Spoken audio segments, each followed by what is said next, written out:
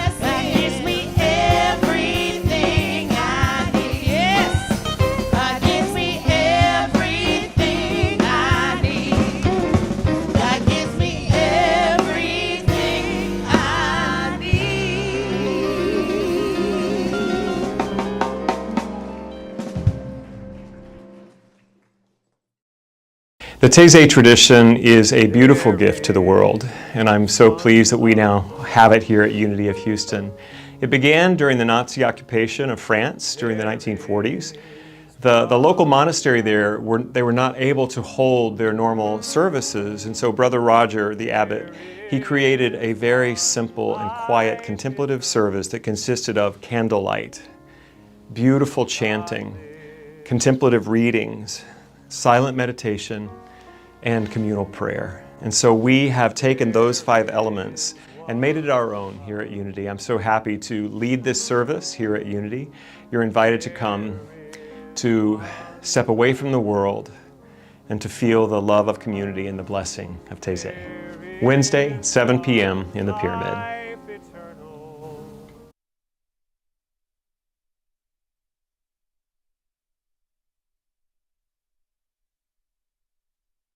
Community, we love to sing and celebrate and clap, and we do all that, but it's so nice to have something different in this Wednesday Taizé service. See, I said it wrong, Cindy. It is a beautiful change. It's just a very quiet contemplative service. If you've never come, I invite you to be there with us at 7 o'clock on Wednesday in the Pyramid. The tickets for Marianne Williamson, they are happening. They are selling and going well. We do expect those VIP seats to sell out. You know, that's where you get the a meet and greet with Marianne before the event, so please consider that. And we also are asking folks to invite your non-churchy friends who are interested in this kind of spirituality to come. In the past, it's been a wonderful way people have been introduced to Unity by these big speaker events. The first one we've had in about 6 years, and we're really happy to have Marianne back with us. That is on September 26th. YFM is having an open house today. You're going to get a free meal if you follow instructions.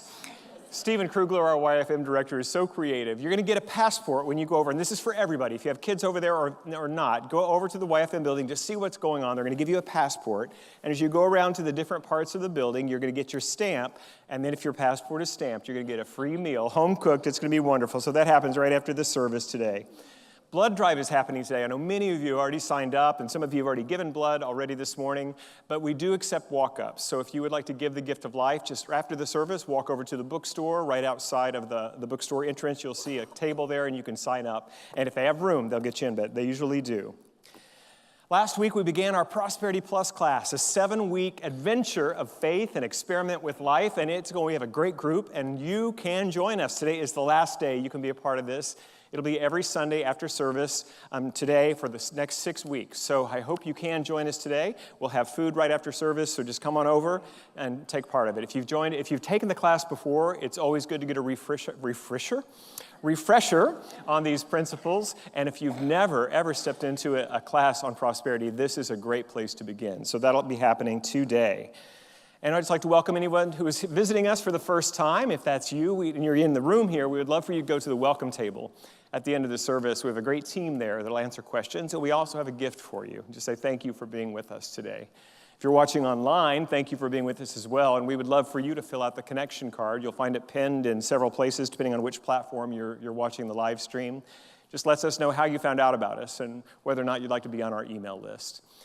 I always like to say that wherever you are in your spiritual path, you are welcome here at Unity of Houston. We're less about doctrine and dogma, and we're more about empowering people to find their own journey with God, their own journey of growth and freedom. We also do practice several of the wonderful spiritual practices like meditation. And we do that every Sunday. And so right now we're going to ask Julia to come out and sing this beautiful song by John Hardesty, and then we'll go into our meditation time together.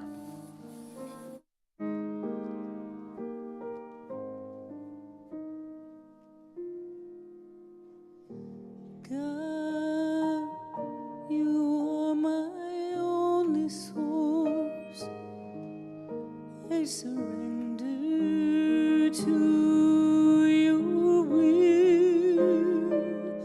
I come into your presence, and I allow my mind to still, that I may hear your gentle whisper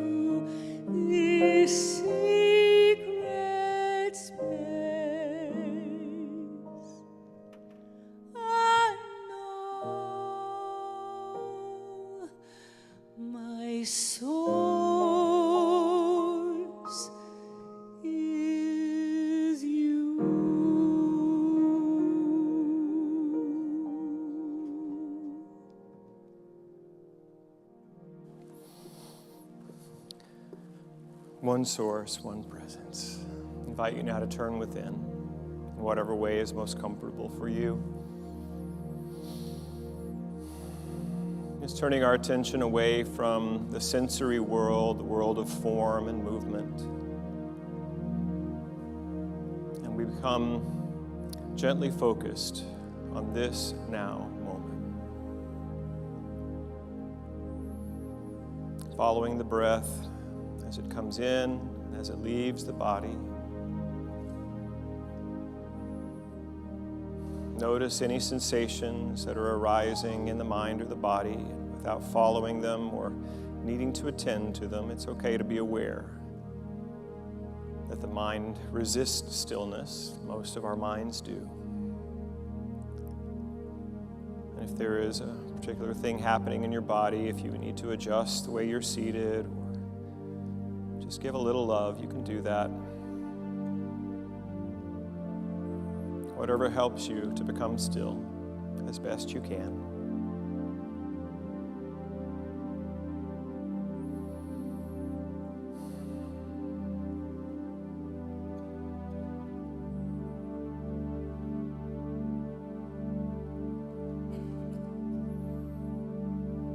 As we breathe in, we take into our body trillions of atoms, molecules, nitrogen, argon, oxygen. It's said that with every breath we draw in some of the same atoms that were in the body of Jesus when he was here on earth, breathing our atmosphere. And Buddha,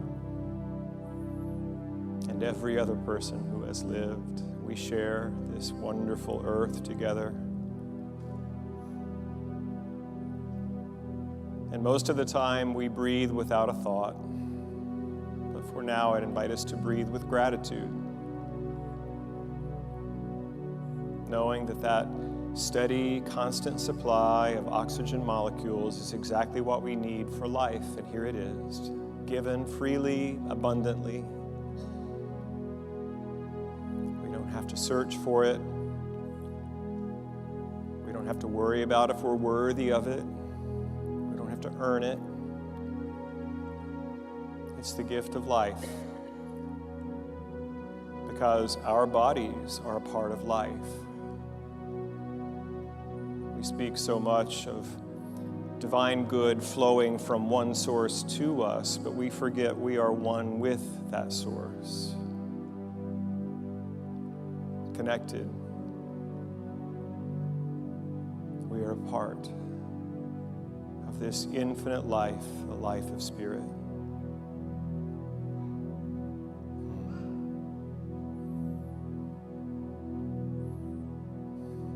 The beautiful sound of the baby. We're connected. Each of us was that once in our lives.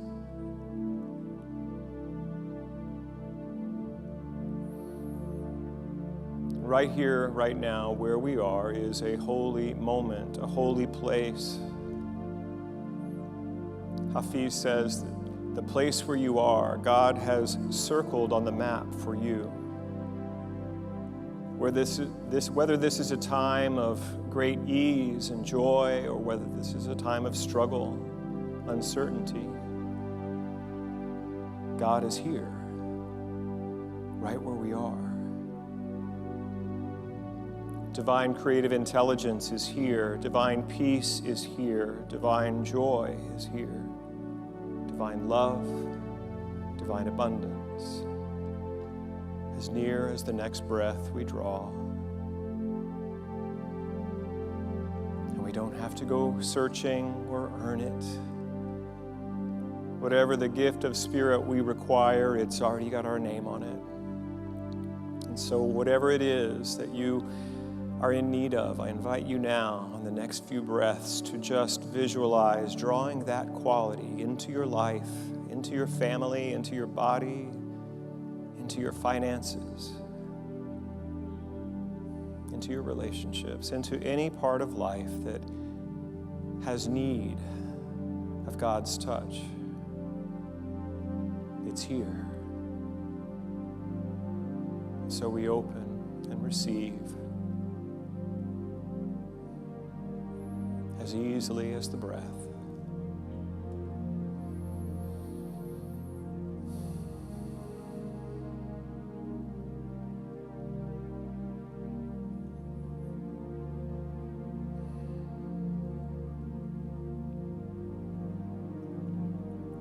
This is the practice of receptivity.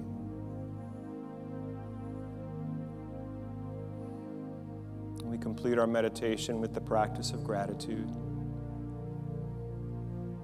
Even if this is a difficult time, there are still things to be grateful for. If nothing else, start with that next breath, giving thanks that it's here. And for just a few moments, allow the gifts of God in your life that you are grateful for to come before your mind's eye. And feel the expansion of good in heart and mind and soul as we give thanks for all our blessings.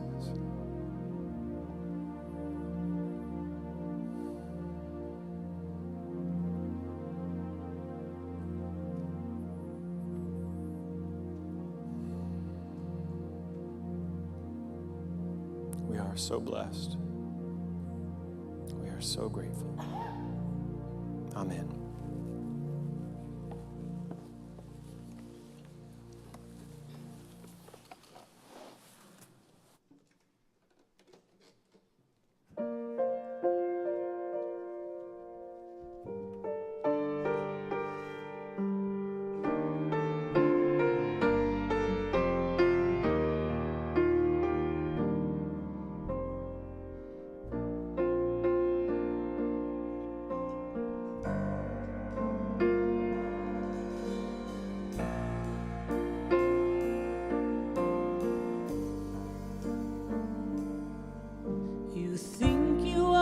Whatever land you land on, the earth is just a dead thing you can claim.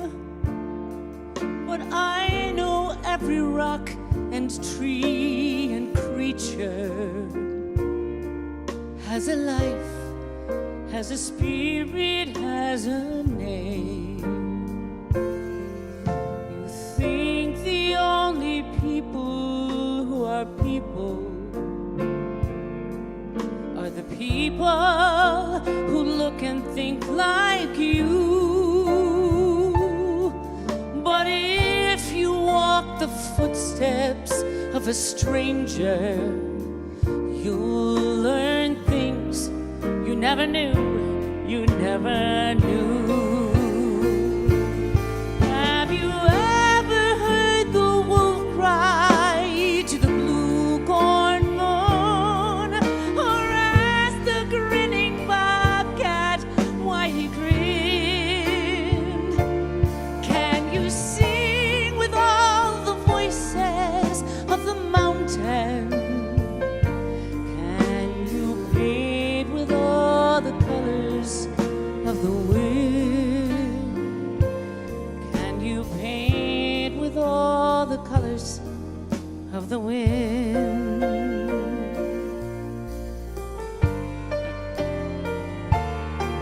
Come run the hidden pine trails of the forest. Come taste the sun-sweet berries of the earth. Come and roll in all the riches all around you. Never once ever wonder what they're worth. The rainstorm and the river are my brothers. The heron and the otter are my friends.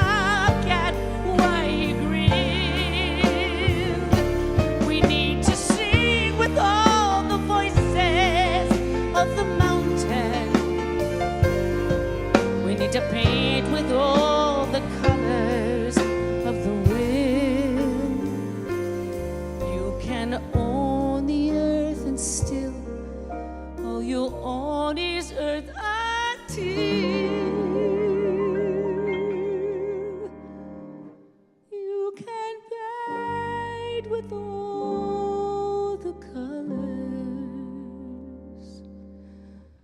of the wind.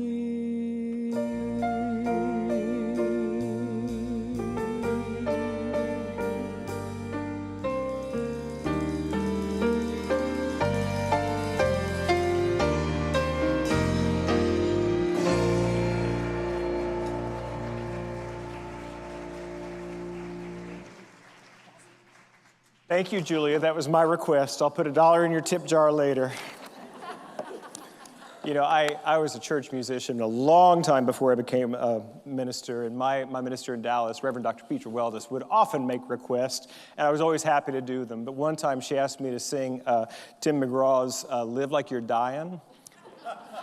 It's a good song, but one of the lyrics was, I went 7.3 seconds on a bull named Fu Manchu, and I said, Petra, do you think anybody will believe me singing that lyric? So thank you, Julia. I love that song. I asked for it because, you know, when we were doing this prosperity series called Abundant Living, and I've never thought of that song as being a prosperity song, you know, because we always think about prosperity as like, I'm going to receive my good, and that song is about being in harmony with all that is. But that's what I want to talk about today. That and a couple other things. But first, some humor. Oh, also, I want to acknowledge, aren't these flowers beautiful today? They're, we had a beautiful memorial service. Tim Walker, the founder, the artist at the Neon Gallery in West Alabama, he died in the floods in the Hill Country, tragically, saved his entire family. And we had, the sanctuary was full yesterday as we celebrated his life and just offered our compassion for the family. And Suzette asked if we could use these flowers today's service, so I gratefully accepted those. But just send your love to everyone who knew and loved Tim Walker. All right, this is Mark Twain. Now, there are about 4 different versions of this, and he wrote them all. So this obviously never happened in real life, but it's a funny story. So Mark Twain went to hear a missionary from Africa talk. And after the talk, Twain said, "The man told us about the sufferings of the people, and he pleaded for help in such moving simplicity that I mentally doubled the 50 cents I had intended to put in the plate. He described their needs so vividly that the $1 I had in mind gradually rose to 5. Then he continued, and I felt that all the cash I carried on me would be insufficient, and I decided to write a large check. And then he went on, and he went on and on and on, and I abandoned the idea of the check.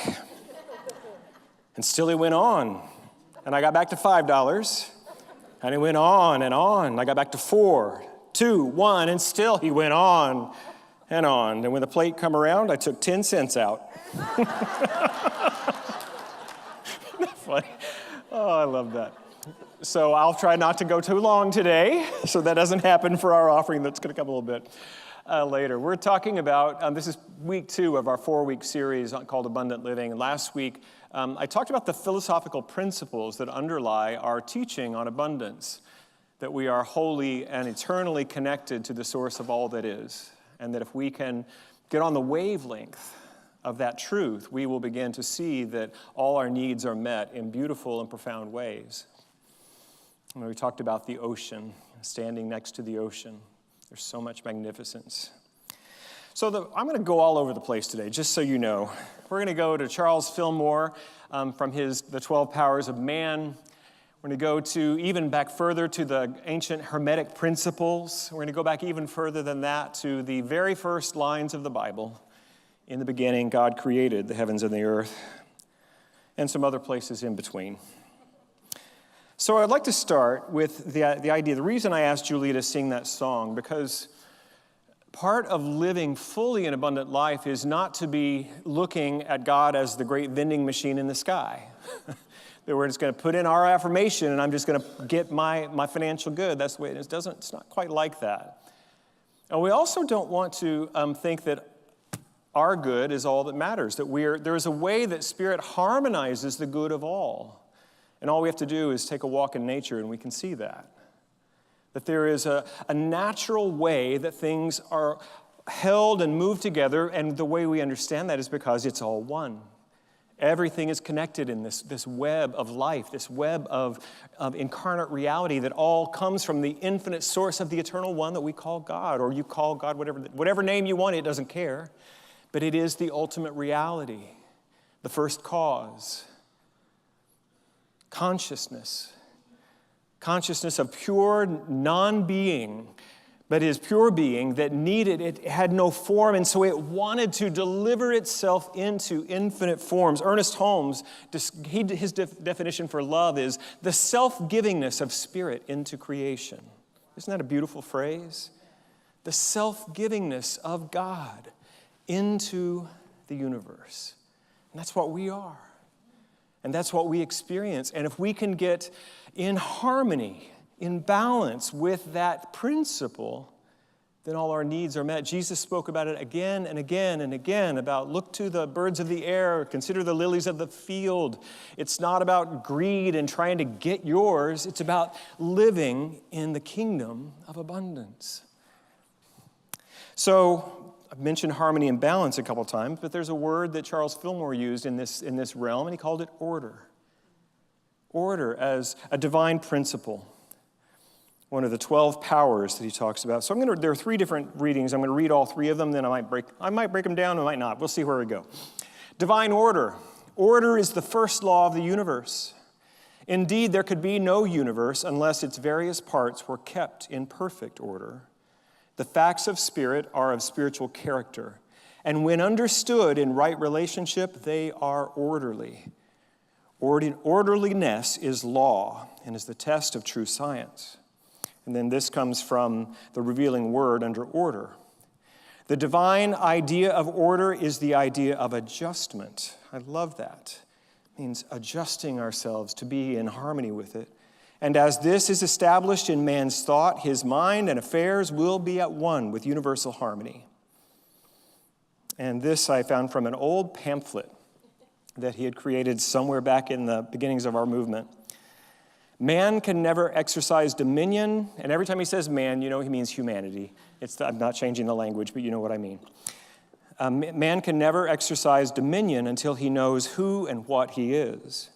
Knowing brings forth that knowledge into the external by exercising it in divine order, which is mind, idea, and manifestation.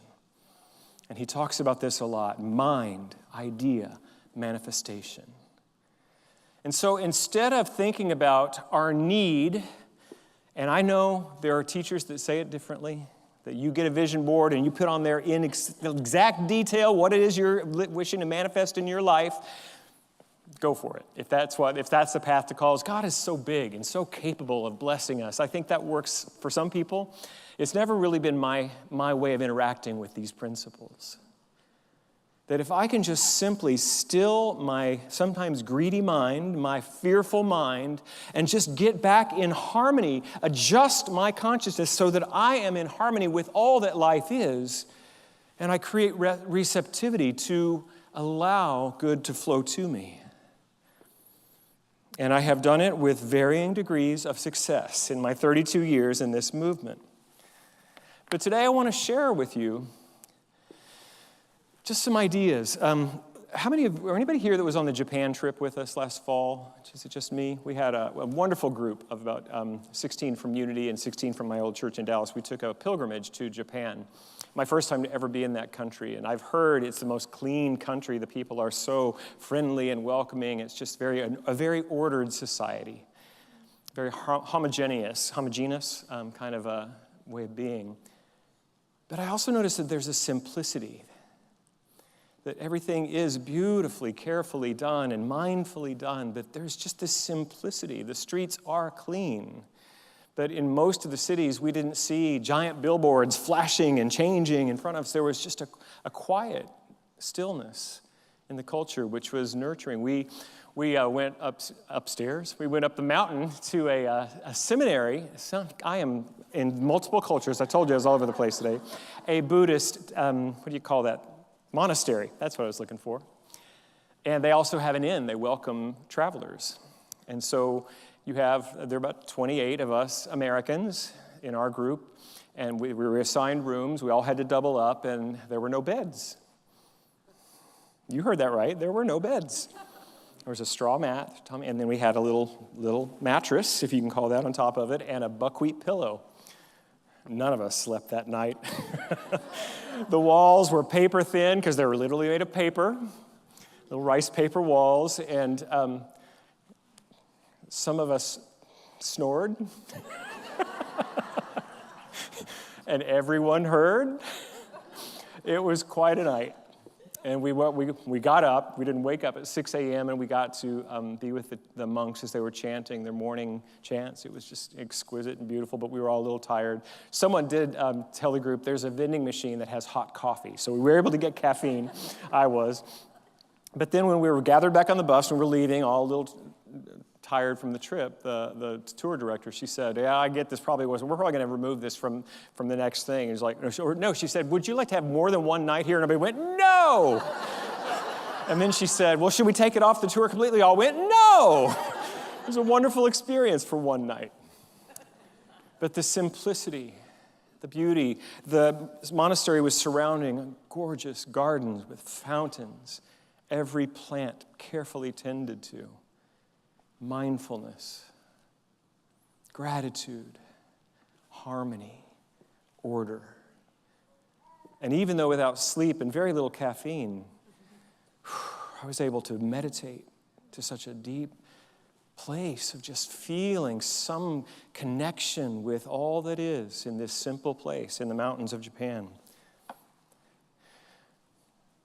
So when we're thinking about manifesting what we want, I'm going to invite us to hold the possibility that we establish order in our mind first. Charles Fillmore said it's the first law of the universe, but he was actually quoting back to the Hermetic principle that it's called the first law of heaven is order. Some of y'all need to clean out your car. Now, I'm not pointing fingers or naming names, but I know what that's like. Some of you have a desk, and now I really am talking to myself now, a desk that's cluttered. When we experience clutter in our atmosphere, the mind becomes less ordered. Now, it got quiet in here. I didn't know your cars were such a sensitive subject. But I'm offering this as a way of establishing order in the mind is by establishing order in your environment. Just taking a few minutes. You know, the Ohio principle, OHIO, only handle it once. Now, I'm going to tell on myself here. I have about 3 grocery bags that are in my closet that are all full of mail I haven't gone through. Because what am I going to do with this? I know it's nothing important like time, but it's... And then somebody is coming over, so I put it all in the grocery bag and put it in the closet. And I'm not lying. That's not quite establishing order. My house looks ordered when somebody comes over for the first time, but I've got those bags of mail I need to go through. But whatever it is for you, I invite you to establish order in your environment in some way, so then that order can be reflected in your mind. And when we have order reflected in our mind, then we can catch the divine idea, whether it be of prosperity, whether it be of wholeness and health, whether it be of welcoming love into our relationships. If our mind is ordered, we have room to have a different thought about the way life can be. Mind, idea, manifestation. Because we work with this law of circulation, this law of cause and effect, that if we're holding an effect in mind, this is our third principle, the law of mind action. Thoughts held in mind repeat or reproduce after their kind. This is the way we begin to manifest the life that we want.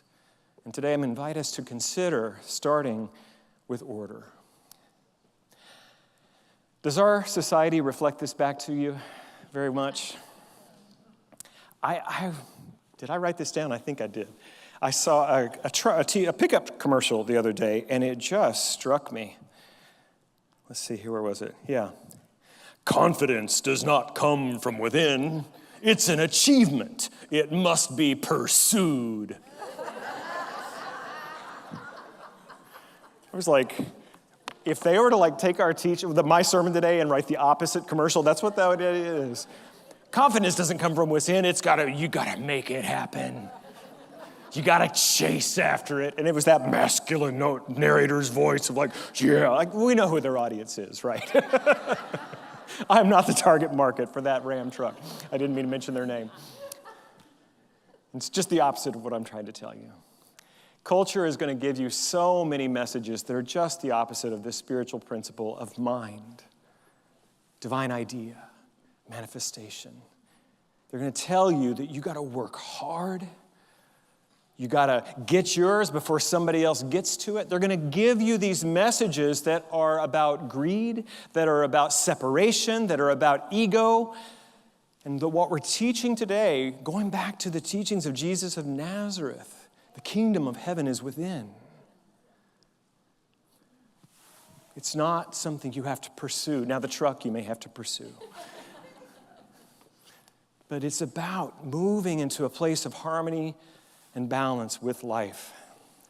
And it reminded me of a Buddhist teaching. Oh yeah, we're going to Buddhism today too, sorry. This principle of the hungry ghost. Do you know about this?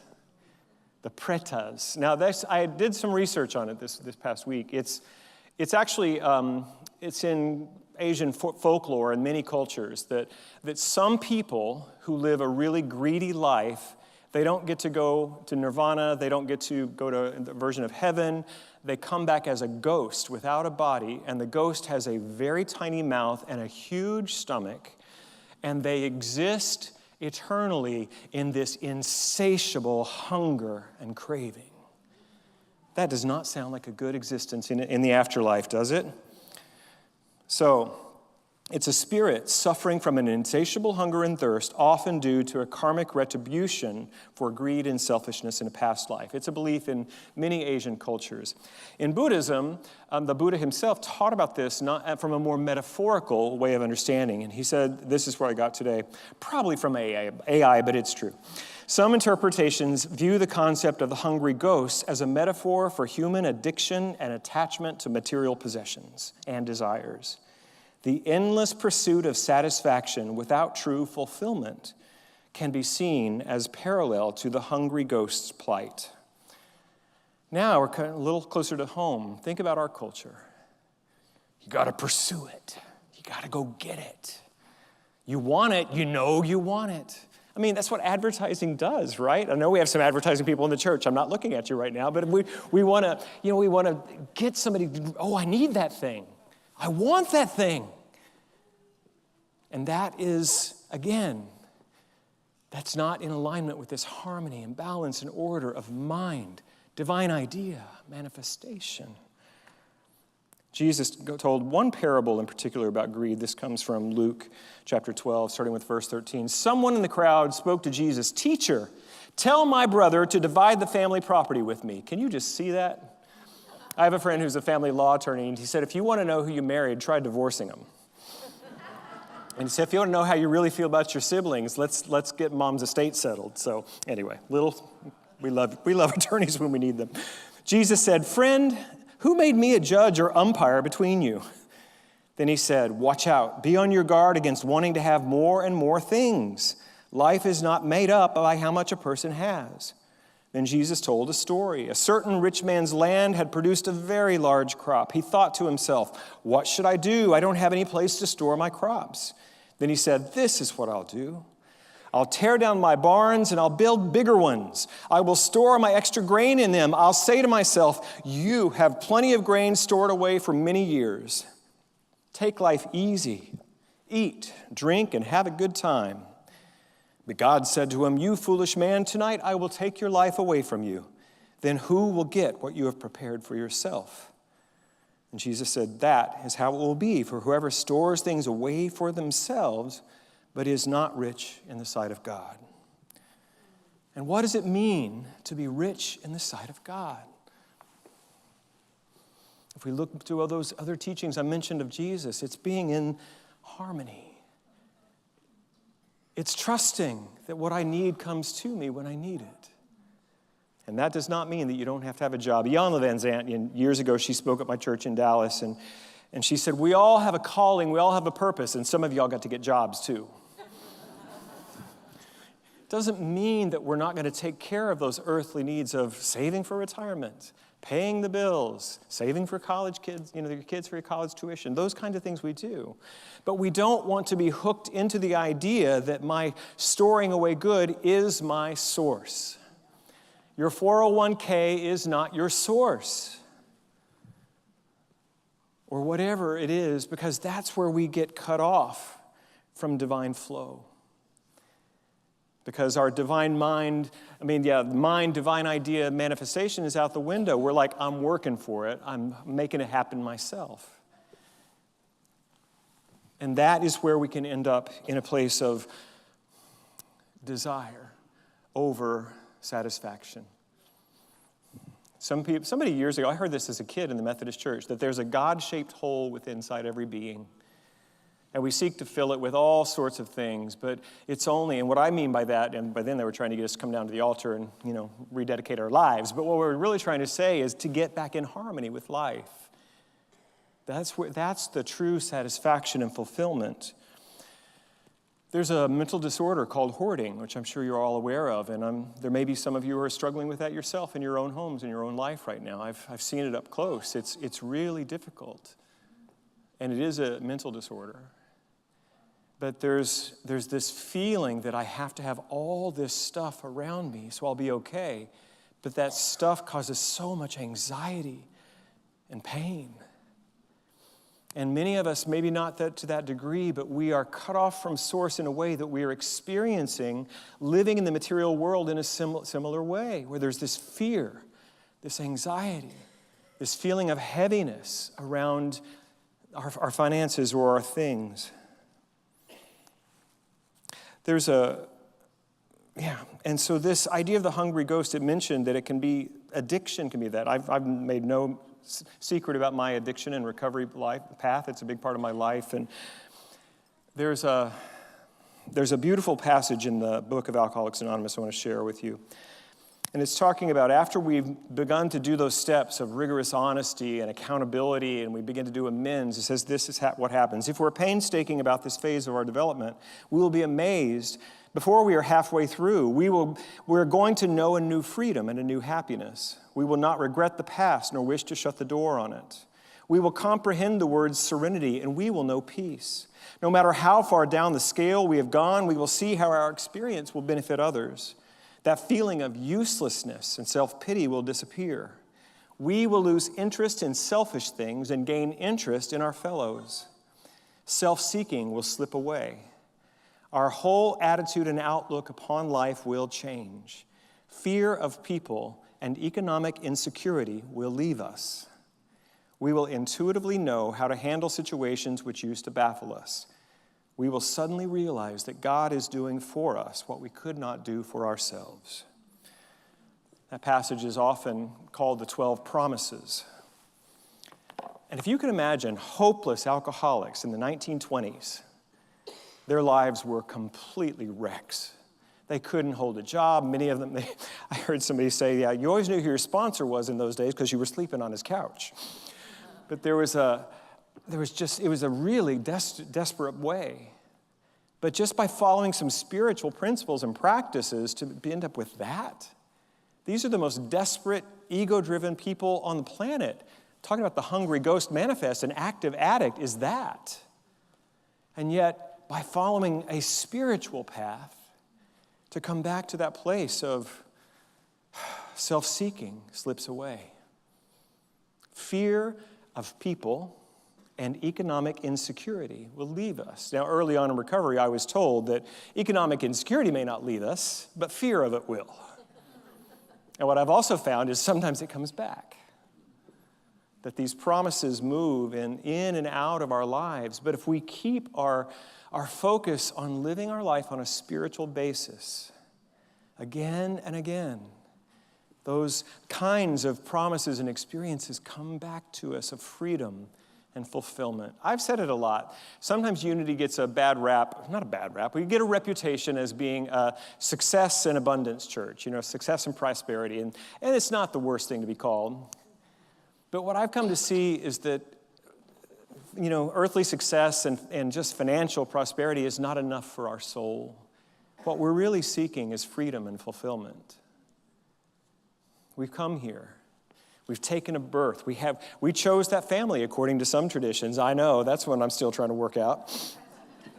But we come here not for the purpose of getting rich using spiritual principles, but for the purpose of discovering the nature of our soul. And fulfillment only comes when we give that into service for others. We get to do what makes us so joyful and so filled with life, and then we deliver it. We become a beneficial presence for others. It's the opposite of the hungry ghost. So my last point is about how to create true wealth. How to create true wealth. Arthur C. Brooks has a wonderful recent book. It's called From Strength to Strength. And it's really, I've mentioned it before, it's really about how a lot of successful people really struggle moving into retirement. You know, people who've been all about success, achievement, amassing wealth, doing those kind of things, being very important and revered. When that begins to shift, it's like, who am I now? And in one of the chapters of the book, he talks about satisfaction and success. And here's what he says, that our culture, and he goes through a whole thing, but basically for him, our culture says satisfaction equals continually getting what you want. That's the message from our culture. Success equals continually having more than everybody else. And failure equals having less than other people. But what he came to is that instead of success being equal to always getting what we want, that success equals what you have divided by what you want. If you can think of a fraction, like 2/3, most of the time, we're only focused on the top number, the numerator, and the denominator is on the bottom. So when we start getting more, we start becoming more successful, our want grows bigger and bigger and bigger. He mentioned that he has friends who are worth hundreds of millions of dollars who feel like they don't have enough because they don't have $1 billion yet. And Hollywood stars who are so successful and wealthy and famous, but they don't feel like they have enough because they're not as famous as that person. Do you see? This is that hungry ghost idea. But he says if we can begin to focus our satisfaction on how much do I want? Will I really be happy with 4 cars, or is 1 enough? And I'm not going to ask people to raise your hands, but how many of you have more than 5 shirts? How many have more than 50 shirts? Really, don't raise your hands. How many do we need to be happy? How many do we need to get through this life? Now, again, I'm not against abundance. It's the intention behind it. If we feel like we have to have a certain number or a certain amount of something so that we'll be seen as successful, or to prove something to our Father, that's not true abundance. But if we can begin to simply ask that question, what do I need to feel satisfied? That is a beautiful way to increase your abundance, and you may not have to make a lot more money. A friend of mine used to say in college, he said, every artist I've ever met has a beautiful home, and some of them are so poor. And I began to think about, what is that? And it's true. I've been in the homes of many artists, and they want to make their environment reflect some kind of beauty. It's the same idea. Genesis 1, in the beginning, God created the heavens and the earth. The earth was formless and empty. Darkness was over the surface of the deep, and the Spirit of God was hovering over the waters. And God said, let there be light. And what's the next line? And there was light. God saw that the light was good.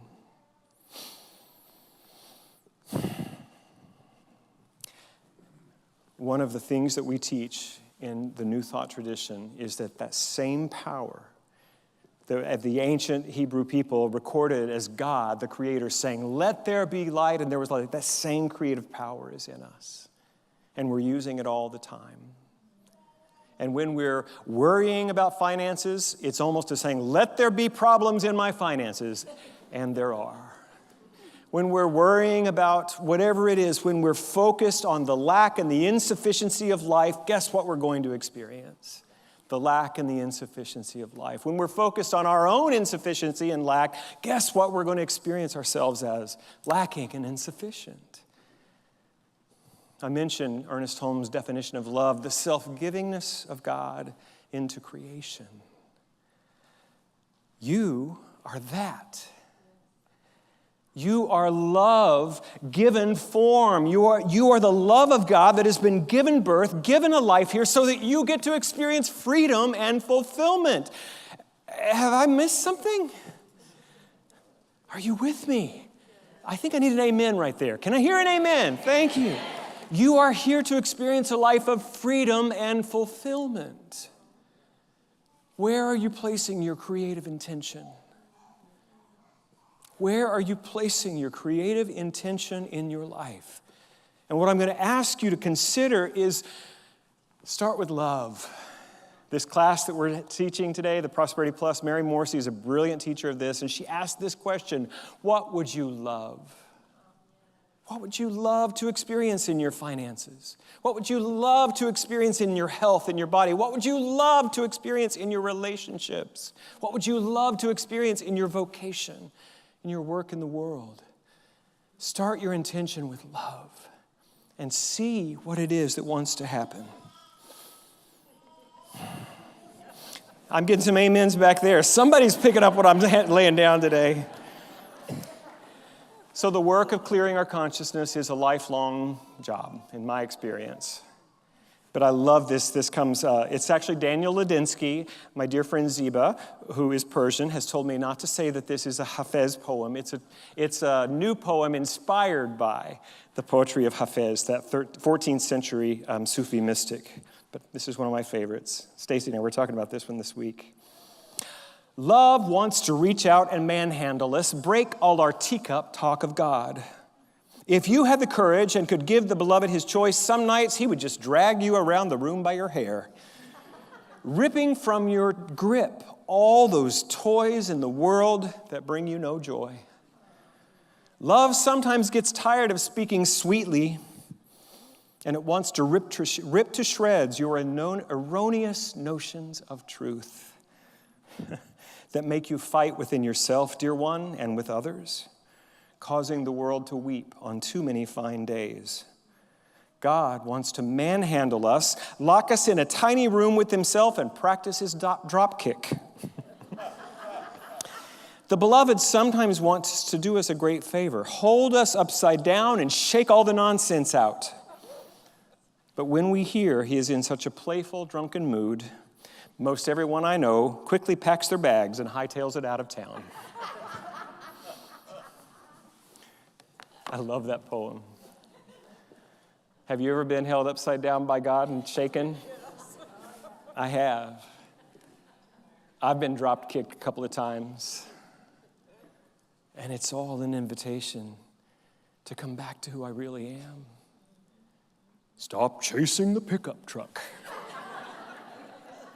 Come back to who I am. Come back to who I am. What would I love in this life? The older I get, it's less about acquiring more stuff. It's more about, am I using my gifts and talents to serve? Am I a part of a community that's in that same frame of mind? How can we make our world a better place? And that's what we're doing here. I'm so grateful. I think I better pray. It's about time. So I invite you now to turn within. What would we love to see in our life, in our world? Even though the mystics have said that order is the first law, I think love is the great reality. That we are here to be in that flow, the givingness of divine energy. Giving of who and what we truly are. And the more we give, the more we are that. So right now, I anchor my consciousness in the truth that love is the great reality. It is what brought us all here. It is what is moving through us. It is the thing that wants to express through us in more life, more love, more abundant living. To be more in that flow of divine love. And so I trust that what is happening in our lives, what's happening in our world, is God shaking us upside down, so maybe some of the nonsense will fall out, so that we won't be seeking after false idols and false goals that bring us no joy. And we can be a little bit more open, a little more pure, to reveal the gift of God that we are. We are divine beings having a human experience. We have come here to be the emissaries of love, to give and receive love in all manners of our life. So I speak my word that those of us in this community, those who are listening to the sound of my voice, are aligning with this principle, divine order grounded in love, and we are willing to step forward into recreating our lives in such a way that we align with these principles of life, light, love, power, beauty, peace, and joy, and we demonstrate our abundance in all ways. And we become a place of healing, a place of reconciliation. God is here, right where we are. God is here, right within us. All is well. We give thanks, and so it is. Amen. I love that I get this job where I get to get up here for 30 minutes and talk, and you don't interrupt me. It's really a great job. But I love to have this opportunity to share what I'm learning with you. And I love to be the leader of this community, that we are trying to create a place where people really get to connect with the truth of their being and meet other spiritually minded people. If no one has told you today that you are worthy of love and belonging, if no one has told you today that they love you, I love you. God bless you.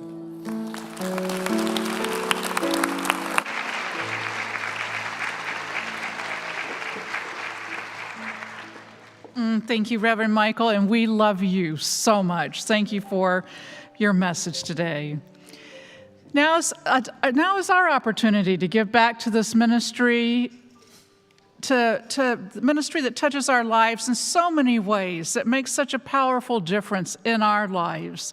And so our ushers are coming forward, and you can see on the screens all the different ways to give to the ministry.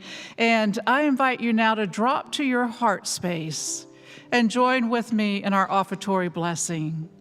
Together, divine love through me blesses and multiplies all the good I am and have, all the good I give and receive. And so it is. Amen. It's like it was yesterday. I was praying for a miracle, scared to have a little hope. But now looking back today, seeing all the things you've done, I can't even add them up. 1, 2, 3, up to infinity. I'd run out of numbers before I could thank you for everything. God, I'm still counting my blessings, all that you've done in my life. The more that I look at the details, the more of your goodness I find. Spirit on this side of heaven, I know that I'll run out of time, but I'm still counting my blessings, knowing I can't count that high. And I know that seasons never last forever, but God, I will remember all the reasons my heart has to be grateful, all the times you've been faithful to me. God, I'm still counting my blessings, all that you've done in my life. The more that I look at the details, the more of your goodness I find. Spirit on this side of heaven, I know that I'll run out of time, but I will keep counting my blessings, knowing I can't count that high. No, I can't count that high.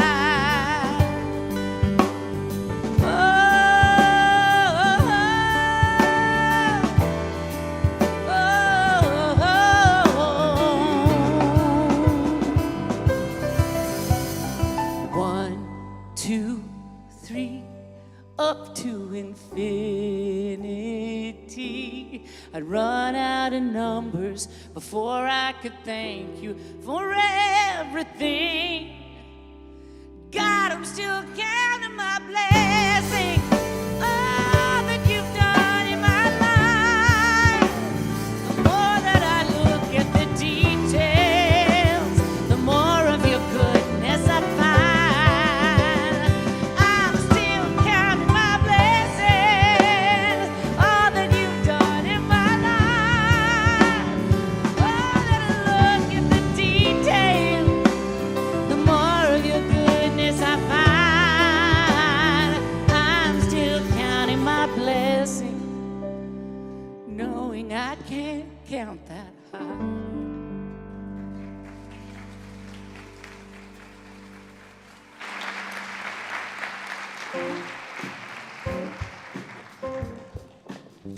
So beautiful, so beautiful. So just a reminder, we have our YFM open house today, and we invite you to go on over and check it out and go through the different rooms. It's going to be wonderful, and you can have lunch over there. We do have our midweek service at Unity with a Taizé service on Wednesday at 7 p.m. in the Pyramid. Childcare is available by request. And you can go to our homepage for the announcements and information. Any information you would like to know about Unity is right there at unityhouston.org. Our prayer partners will be down front. If you have a prayer need this morning, please come down and they're happy to pray with you. Thank you so much. Have a great day. Stand as you're able as we sing the peace song to close our service.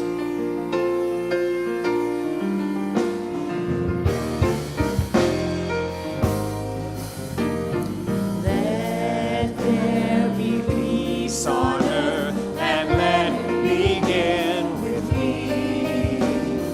Let there be peace on earth, the peace that was meant to be. With God as creator, family all are we. Let me walk with my family in perfect harmony. Let peace begin with me. Let this be the moment now. With every step I take, let this be my joyous vow.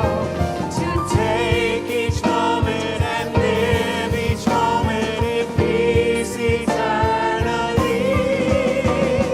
Let there be peace on earth, and let it begin with me. Join me in our prayer for protection. The light of God surrounds us. The love of God enfolds us. The power of God protects us. The presence of God watches over us. Wherever we are, God is. And we call today good. What was I going to say there? How do I do that? Okay. God is good.